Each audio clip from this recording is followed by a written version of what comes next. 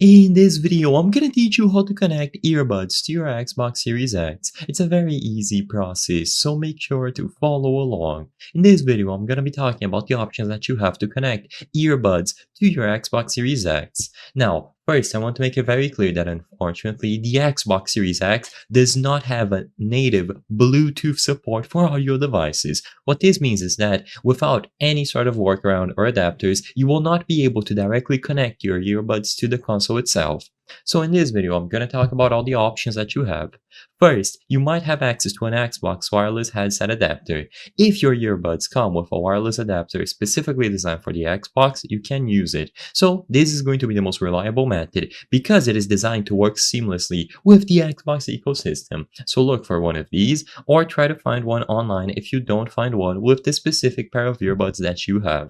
Next, you might be able to acquire a Bluetooth transmitter. This can be plugged into your Xbox controller's 3.5mm audio jack, and this will allow you to pair the earbuds with the transmitter and then use them with the Xbox. Keep in mind that the audio quality and latency might be affected. These adapters or transmitters are not going to be a premium solution, so try to find the one that has lowest amount of latency and of course the best audio quality.